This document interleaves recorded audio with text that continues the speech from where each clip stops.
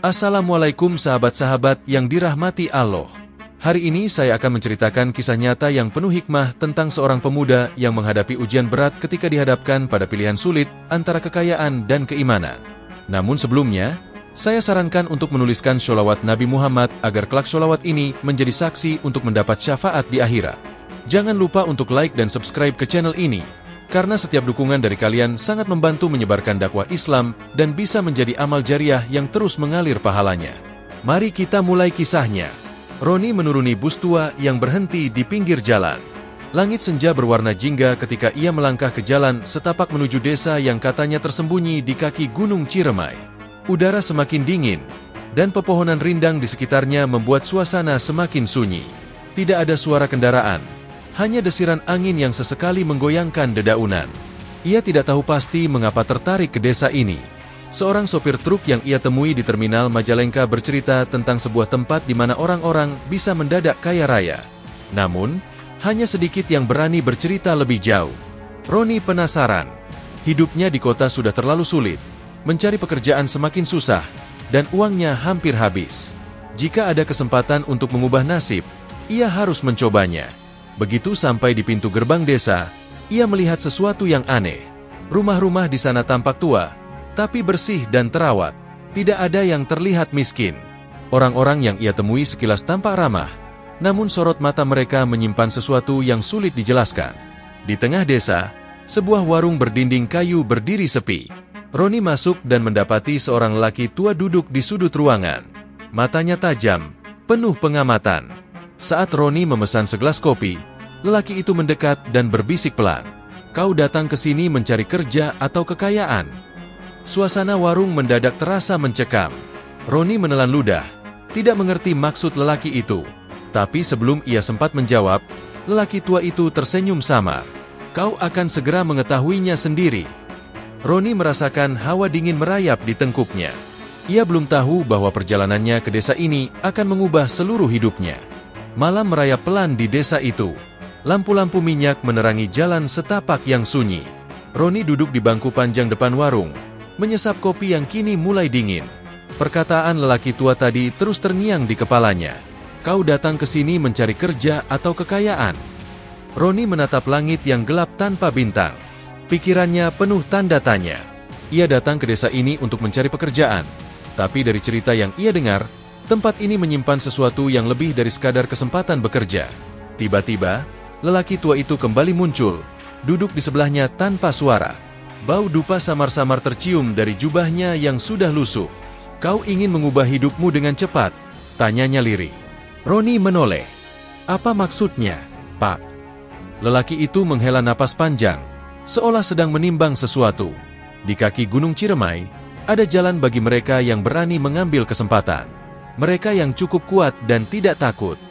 Suara serangga malam semakin terdengar jelas, seperti mengisi keheningan di antara mereka. "Jalan apa?" tanya Roni akhirnya. Lelaki itu tersenyum samar. "Pesugihan. Tapi tidak semua orang mampu melakukannya. Banyak yang gagal, banyak yang menyesal." Roni tercekat.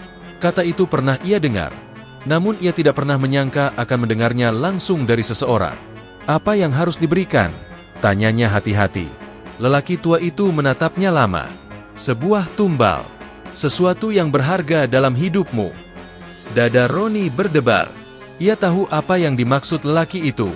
Namun, sebelum sempat bertanya lebih lanjut, lelaki tua itu berdiri perlahan. "Besok malam, jika kau ingin tahu lebih jauh, datanglah ke batas hutan. Tapi ingat, tidak ada jalan kembali begitu kau melangkah." Tanpa menunggu jawaban Roni, lelaki itu berjalan perlahan ke arah rumahnya yang tersembunyi dalam kegelapan. Roni duduk diam. Malam semakin dingin, tapi pikirannya terasa jauh lebih dingin dari udara di sekitarnya. Roni tidak bisa tidur malam itu. Kata-kata lelaki tua terus berputar di kepalanya. Ia tahu bahwa pesugihan bukan sekadar cerita kosong. Banyak orang percaya bahwa kekayaan bisa didapat dengan jalan pintas, tapi harganya tidak murah. Saat fajar menyingsing, Roni berjalan keliling desa, memperhatikan orang-orang yang lalu lalang. Tidak ada yang terlihat miskin atau kekurangan. Wajah mereka tenang, bahkan terlalu tenang. Seakan mereka menyimpan sesuatu yang tidak ingin diketahui orang luar. Siang berganti sore, dan akhirnya malam tiba. Sesuai janji, Roni berangkat menuju batas hutan. Langkahnya pelan, jantungnya berdegup cepat. Di ujung jalan, lelaki tua itu sudah menunggu dengan membawa lampu minyak. "Kau benar-benar ingin melanjutkan?" tanyanya tanpa ekspresi. Roni menelan ludah, tapi ia mengangguk. Ia harus tahu sejauh mana kebenaran cerita ini. Mereka berjalan masuk ke dalam hutan, melewati pepohonan tinggi yang menjulang seperti dinding raksasa. Udara semakin dingin, dan suara binatang malam menggema di kejauhan. Setelah hampir 1 jam berjalan, mereka tiba di sebuah jalan setapak yang menanjak. "Mulai dari sini, kita menuju ke atas," kata lelaki tua itu. Perjalanan semakin berat, kabut mulai turun, menyelimuti jalan dengan kepekatan yang membuat segalanya tampak samar. Suara-suara aneh terdengar dari kejauhan, seperti bisikan yang tidak jelas dari arah gelap. Roni mulai merasa ada sesuatu yang memperhatikan mereka. Bayangan hitam melintas di antara pepohonan, bergerak cepat seperti angin. "Jangan menoleh," bisik lelaki tua itu. "Teruslah berjalan." Keringat dingin mengalir di punggung Roni. Kakinya gemetar, tapi ia memaksakan diri untuk terus melangkah. Setelah melewati jalan berbatu yang curam, mereka akhirnya tiba di depan sebuah gua besar. Batu-batu di sekitarnya berwarna hitam pekat, dan dari dalam gua keluar asap tipis berbau dupa dan sesuatu yang busuk. "Inilah tempatnya," kata lelaki tua itu pelan. "Di dalam, kau akan menemukan jawaban atas semua pertanyaanmu." Roni berdiri di ambang pintu gua, menatap kegelapan yang menyambutnya. Langkah kecilnya maju perlahan, sementara hatinya berdebar semakin kencang. Ia belum tahu bahwa apa yang ada di dalam gua itu akan mengubah hidupnya selamanya. Roni melangkah masuk ke dalam gua dengan napas tertahan. Udara di dalam lebih panas dibanding di luar, seakan ada sesuatu yang membakar dari dalam tanah. Bau dupa semakin menusuk, bercampur dengan aroma busuk yang membuat perutnya mual. Lelaki tua berjalan di depannya, mengangkat lampu minyak yang redup. Cahaya kecil itu memperlihatkan dinding gua yang dipenuhi simbol aneh, seperti tulisan kuno yang entah dari mana asalnya. Di tengah gua, terdapat sebuah altar batu.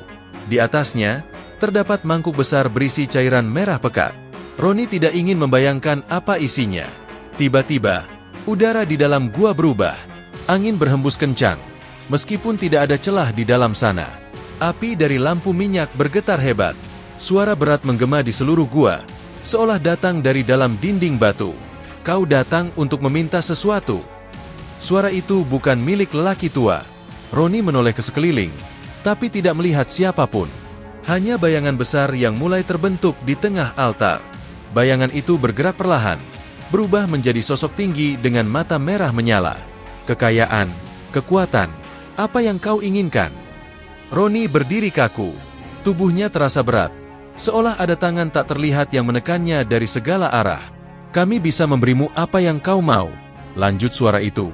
"Tapi kau harus memberikan sesuatu sebagai gantinya." Roni menelan ludah. Ia sudah tahu apa yang akan diminta. "Tumbal." Suara itu berbisik pelan namun menggema di kepalanya. "Seseorang yang kau relakan untuk ditukar dengan kekayaan." Dada Roni berdegup semakin cepat. Keringat dingin mengalir di pelipisnya. "Lihat ke dalam dirimu."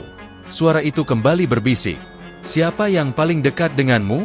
Siapa yang rela berkorban untukmu?" Bayangan wajah ibunya muncul di benaknya. Wanita tua yang selalu berdoa untuknya, yang bekerja keras demi menyekolahkannya. Seketika, dadanya terasa sesak. Makhluk itu seakan tahu apa yang ia pikirkan. "Hanya satu nyawa, dan kau akan memiliki semua yang kau inginkan." Roni mengepalkan tangannya. Ia datang ke sini untuk mengubah hidupnya, tapi tidak pernah terlintas dalam pikirannya untuk mengorbankan orang yang ia cintai. Ia menatap altar batu itu, lalu menoleh ke bayangan besar yang masih berdiri di sana. Dalam hatinya, pertempuran besar sedang terjadi. "Kau harus memilih. Sekarang." Desak suara itu semakin dalam. Jantung Roni berdegup begitu kencang hingga terasa seperti akan meledak. Tangannya gemetar. Dalam hitungan detik, keputusannya akan menentukan nasibnya selamanya. Roni berdiri di depan altar dengan napas memburu. Bayangan hitam itu masih menunggu. Matanya yang merah menyala seakan mampu menembus pikirannya. Suasana di dalam gua semakin mencekam. Udara terasa semakin berat, seakan ada sesuatu yang menekan tubuhnya dari segala arah. "Berikan tumbal," dan kau akan mendapatkan segalanya." Suara makhluk itu menggema, menusuk hingga ke dalam kepala Roni. Tangannya mengepal, pikirannya berkecamuk. Ia ingin kaya, ingin lepas dari kemiskinan. Tapi apakah ia harus mengorbankan seseorang yang ia cintai?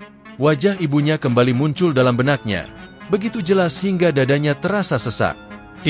Roni menggigit bibirnya, menahan ketakutan yang semakin mencengkeram. Ia tidak akan melakukannya. "Tidak!" teriaknya tiba-tiba, suaranya menggema di dalam gua. "Aku tidak akan memberikan tumbal. Aku tidak butuh kekayaan seperti ini." Seketika, udara di dalam gua bergetar. Bayangan hitam itu mengeluarkan suara menggelegar, seperti marah dengan penolakan Roni. Angin kencang berputar di sekitar gua, meniup lampu minyak hingga padam. Kegelapan melahap segalanya. "Kau menolak tawaran ini?" Suara itu kini terdengar lebih dingin, penuh ancaman. Roni berdiri tegak meskipun lututnya hampir goyah. "Ya, aku tidak mau." Tiba-tiba, gua itu bergemuruh. Batu-batu di langit-langit mulai runtuh, menghantam lantai dengan suara keras. Lelaki tua yang sejak tadi diam mulai melangkah mundur. Wajahnya tetap tenang, seakan sudah tahu apa yang akan terjadi. "Kau membuat pilihan yang salah." Suara itu berbisik tajam, lalu perlahan mulai menghilang bersama bayangan hitam yang semakin memudar. Dalam hitungan detik, suasana di dalam gua berubah. Angin berhenti, keheningan menyelimuti segalanya.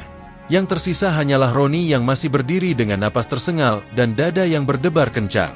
Lelaki tua itu menatapnya dengan ekspresi yang sulit ditebak. Lalu, ia tersenyum tipis. "Kau telah memilih jalan yang benar," katanya pelan. Namun, sebelum Roni sempat bertanya apa maksudnya, tubuh lelaki tua itu perlahan berubah menjadi kabut tipis dan menghilang ke udara. Roni tertegun. Keringat dingin membasahi tubuhnya. Tanpa berpikir panjang, ia berbalik dan berlari keluar dari gua, meninggalkan tempat terkutuk itu selamanya. Roni berlari secepat yang ia bisa, menerobos hutan lebat yang kini terasa semakin asing. Napasnya terengah-engah, keringat bercucuran di dahinya. Di belakangnya, suara gemuruh masih terdengar dari dalam gua, seakan sesuatu yang besar sedang mengamuk karena keputusannya menolak kesepakatan. Pepohonan di sekelilingnya tampak bergerak sendiri. Bayangan-bayangan gelap menari di sudut matanya. Suara bisikan samar mengikutinya, seakan ada sesuatu yang masih mengawasinya dari dalam kegelapan. "Kau tidak akan bisa lari." Suara itu terdengar dari kejauhan, menggetarkan nyali Roni.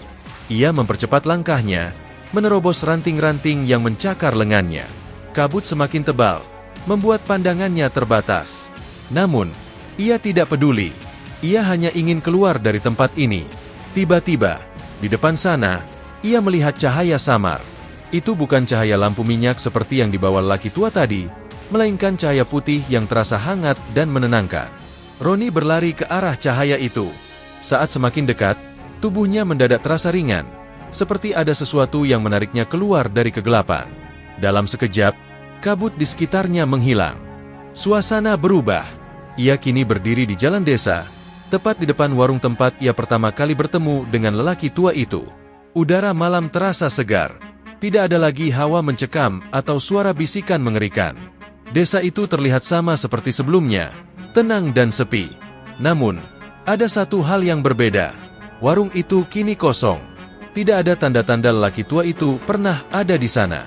Bahkan, tidak ada seorang pun di desa yang tampak mengenalnya. Rumah-rumah tetap berdiri di tempatnya, tapi semuanya terasa asing. Roni melangkah mundur, menyadari sesuatu.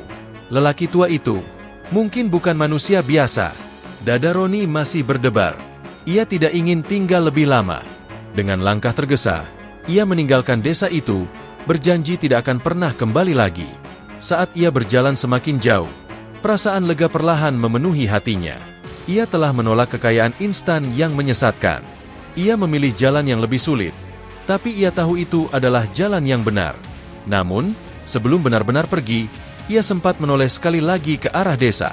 Di kejauhan, tepat di batas hutan, bayangan lelaki tua itu masih berdiri di sana, tersenyum tipis, sebelum akhirnya menghilang bersama kabut malam. Roni berjalan tanpa menoleh lagi. Langkahnya cepat, seolah takut sesuatu dari desa itu masih mengikutinya. Udara malam mulai terasa lebih hangat saat ia semakin menjauhi tempat terkutuk itu. Setelah berjam-jam berjalan tanpa arah, Akhirnya ia tiba di jalan besar. Cahaya lampu dari kendaraan yang melintas terasa seperti penyelamat setelah semalaman berada di dalam kegelapan. Ia mengangkat tangannya, menghentikan sebuah truk yang melaju pelan. Sopir truk itu menurunkan kaca jendelanya. "Mau kemana, Mas?" tanyanya ramah. "Ke kota, sejauh mungkin dari sini," jawab Roni, suaranya masih gemetar. Sopir itu mengangguk dan membuka pintu. Tanpa berpikir panjang, Roni naik dan duduk di kursi penumpang. Truk kembali melaju, meninggalkan desa misterius itu di kejauhan. Sepanjang perjalanan, Roni hanya diam. Pikirannya masih dipenuhi kejadian semalam. Ia hampir kehilangan dirinya sendiri demi kekayaan, hampir menyerahkan seseorang yang ia cintai demi sesuatu yang fana. Ia menghela napas panjang, lalu menggenggam gelang kecil di pergelangan tangannya, pemberian ibunya sebelum ia merantau. Ia sadar bahwa selama ini ia hanya mencari cara instan untuk mengubah hidup, tanpa pernah benar-benar berusaha. Sopir truk meliriknya sekilas. "Mas kelihatan capek." "Dari mana?" tanyanya. Roni tersenyum samar. "Dari tempat yang seharusnya tidak kudatangi," jawabnya pelan. Sopir itu tertawa kecil, lalu mengalihkan pandangan ke jalan. Roni menatap keluar jendela, melihat langit yang mulai berubah warna. Matahari perlahan muncul di ufuk timur, menyinari dunia dengan cahaya keemasan. Ia tidak tahu apa yang menunggunya di kota nanti, tapi satu hal yang pasti, ia akan bekerja keras untuk mengubah hidupnya tanpa jalan pintas yang menyesatkan. Di belakangnya, Gunung Ciremai masih berdiri megah, menyimpan rahasia yang tak semua orang bisa mengerti. Namun bagi Roni, semuanya sudah selesai. Ia telah memilih jalannya sendiri. Sahabat-sahabat yang dirahmati Allah, dari kisah ini kita belajar bahwa jalan pintas menuju kekayaan seringkali menyesatkan. Tidak ada keberkahan dalam harta yang diperoleh dengan cara yang tidak diridak Allah.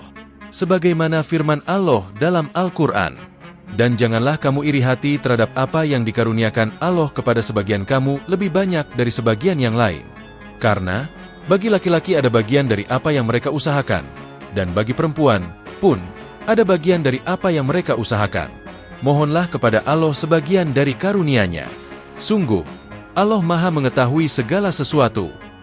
Quran Surah An-Nisa 32. Kisah ini adalah fiktif yang dibuat seperti nyata agar kita bisa mengambil hikmahnya dan semakin mendekatkan diri kepada Allah. Semoga kita semua dijauhkan dari godaan pesugihan dan selalu diberikan rezeki yang halal dan berkah. Terima kasih telah menonton dan menyimak cerita ini. Jika kalian menyukai kisah ini, jangan lupa untuk like, subscribe, dan tinggalkan komentar tentang pelajaran berharga yang kalian dapatkan dari cerita ini. Sampai jumpa di kisah selanjutnya. Wassalamualaikum warahmatullahi wabarakatuh.